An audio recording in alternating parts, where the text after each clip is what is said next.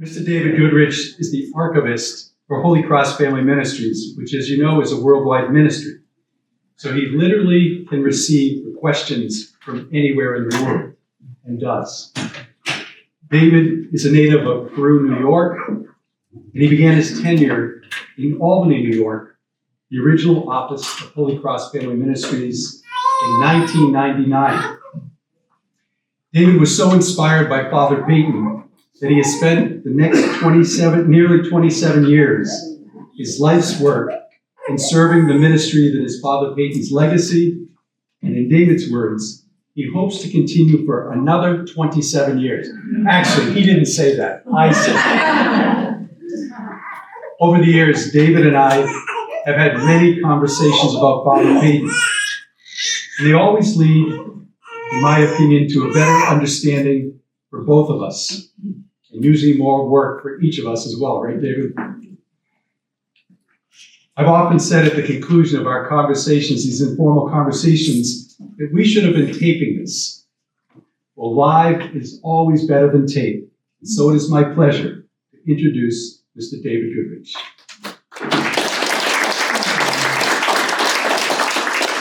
Thank you. It was suggested that I start this with, does anybody not know who Father Peyton is? And I think that that's part of the problem. What can be said about Father Peyton that hasn't already been said? We're all familiar with the well-known basic details of his life. He was born into a family that prayed the Rosary together, and he came to America, and while studying to be a Holy Cross priest, he became deathly ill with tuberculosis. Through prayer to the Blessed Mother, he was healed and became a priest. Speaking directly to families during the Crusades and through the use of media, he strived to convince his audiences of the power of prayer, particularly family prayer, and even more particularly, family prayer of the Rosary. He died at the age of 83, having spent over 50 years repaying his debt to Mary, as he often phrased it. And we follow in his footsteps today.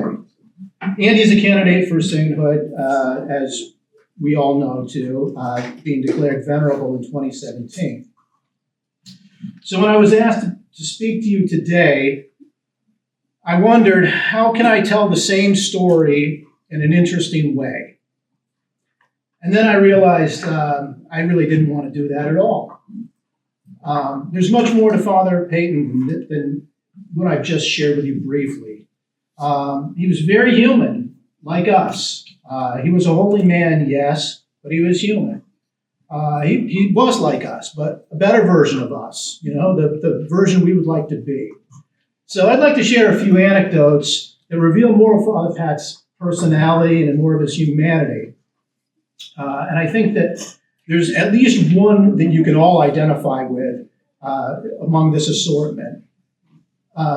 There's a lesson in each of these two, and in most of the things in life there will be. But I'm going to let you know what I got from them, and you can decide what you get from them. And there's no wrong answer, except Joe Pereira's. Growing up with 8 siblings could not have been an easy thing for Father Pat. And the Peytons were like children everywhere. If they found an opportunity to tease their baby brother, they would do it. They would have to take that. It was an obligation. So when young Pat was about 9 years old, he was given a high honor. It was the chance to serve Mass. And before long, he wasn't content with just serving one Mass on Sundays.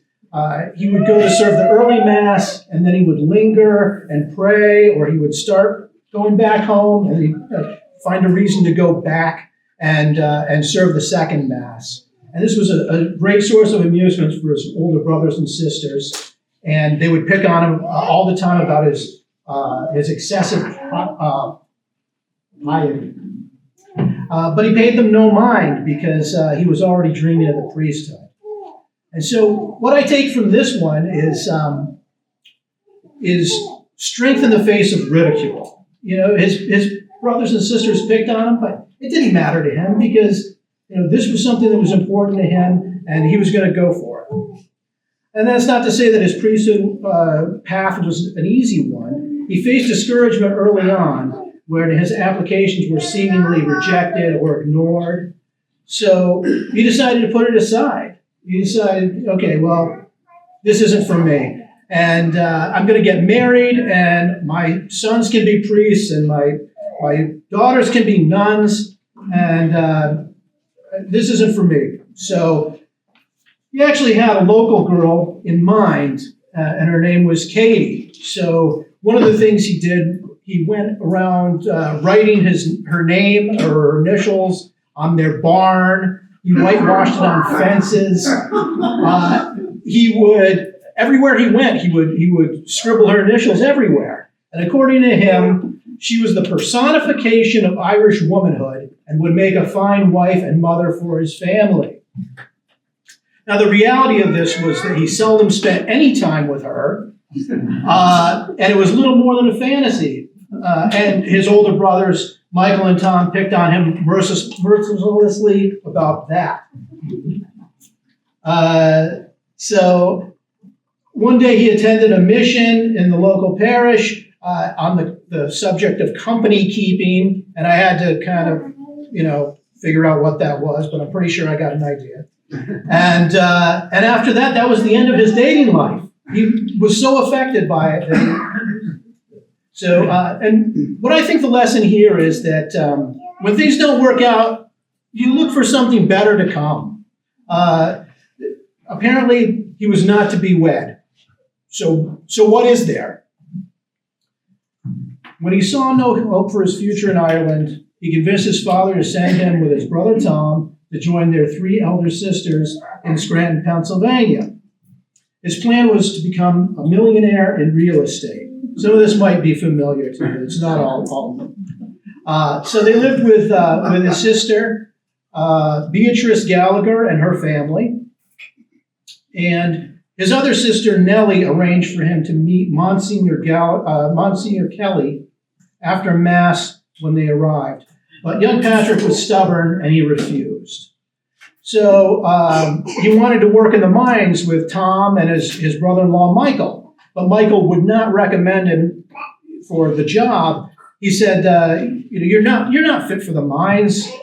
This would break you. So young Patrick had no choice. He started looking for a job elsewhere because, there might have been one at the cathedral, but he wasn't going there.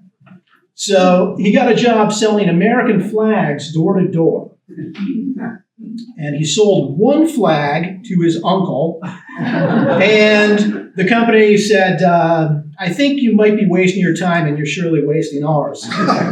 So he had no idea. He considered joining the army. I think that might be new to people. But he knew no one ever got rich in the army. And that was still his goal. So finally he said, all right, let me go to the cathedral and see what's happening there. And he was offered the job as a sexton, and he took it. And living and working in the presence of the Lord, seeing the priest's dedication and devotion, revealed the reality of the vocation that he tried to avoid. It's good to have plans, but God's plan is inescapable.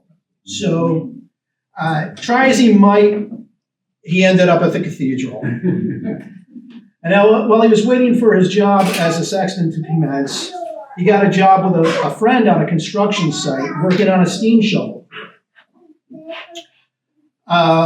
This was somewhat uncertain work, and people were getting laid off all the time. And after about a week, there were 2 men that were going to lose their jobs. And these were men that he'd gotten to know. And one had a family to support. And there's another one who hadn't taken life seriously, and he was starting to get his life together. And Patrick, he thought that they needed the job more than he did. So he went to the boss and said, could you lay me off instead? I've got another job that's starting soon. And the man thought he was crazy. And he said, why don't you just keep this? There's nothing certain in life. You're working here now. He was a big guy, and he was a strong guy. He was a good worker, this guy was looking out for himself too. But after seeing his concern for his co-workers, the foreman was actually able to shift things around to keep both men employed and say goodbye to Father Pat. And I think the message in this one is pretty simple. The world can be hard, and we need to look out for each other. Now, after he became a priest, it was customary in the congregation of Holy Cross at the time to have the young priests spend a vacation with their families. And that was impossible due to World War II. So in 1946, the Peyton brothers were finally returning home to Ireland for the first time in almost 20 years. And on the ship, there were a pair of Maronite sisters of Holy Cross, and they were returning home as well. And after talking to these sisters, they found out that they were actually sisters, and their name was Maloney, and they had one brother left on the family farm at home. And he was unmarried, and his name was Michael. On the Peyton farm, there was also an unmarried brother named Michael, and an unmarried sister, Kitty. So the Peyton brothers felt that it was unlikely that Michael was going to get a bride while his spinster sister was still at home. So what could be done about this? They decided the answer was Kitty was going to marry Michael Maloney. Now, upon meeting each other later, they both thought that was a fabulous idea, and they did. And they were wed. They moved back to that family farm, and they raised a family of their own. And shortly after, Michael Peyton married a local girl, and it turns out that, here's the message of this one. Our family is always going to get in our business, and sometimes they're right. Sometimes. A couple of years ago, I was privileged to spend an afternoon with two of Father Pat's nieces, Kathy and Maureen. I was there to pick up a sofa, which is another story, but I don't want to just blaze in and say thanks for the couch and then drive off. I was raised better than that, but I was also genuinely interested in sitting down with these two ladies who probably knew Father Pat better than anyone who was still around today. So they showed me a bunch of different things, and one of them was a picture of the Peyton family, the two brothers and two sisters that were still around, sitting on the couch, and it looked like Father Tom was holding a cigarette. And, you think, wow, that's odd. So I said, did Father Tom smoke? And they said, oh, Father Tom had all kinds, he loved to smoke. Father Pat had no vices, and Father Tom had them all. But they did concede that Father Pat had a tremendous appetite, and he loved to eat. And a tale that reflects this, one of the priests that used to work with Father Pat told this often. And one day, Father Pat was out dining in a restaurant in Manhattan with a businessman who he thought could help him out in his ministries through various ways. And he was talking to him about projects and what he needed to accomplish them and how this guy could help. And every time, they were sitting there talking, and this waitress would come by with a dessert tray. And the desserts are going by, and she's coming this way, and he's talking to the guy and following the dessert tray. And so this happened a few times, and finally they stopped eating, the meal concluded, and their plates were cleared, and she stopped at the table. And the gentleman he was with took a piece of cheesecake, and Father Pat looked at the tray, and he took a piece of pie, and he kept looking at it, and after a minute of hesitation, he took a thick piece of chocolate cake as well. And, his companion said nothing, but I guess it was written on his face. And Father Pat just looked at him and shrugged and said, smiled. He said, some things you just can't resist. We need to enjoy life too. I think that's what I get from that. Finally, Father Pat's brothers and sisters were all over this country and all over the world. He had sisters in Pennsylvania. His brother Michael lived on the old farm in Addie, Mass.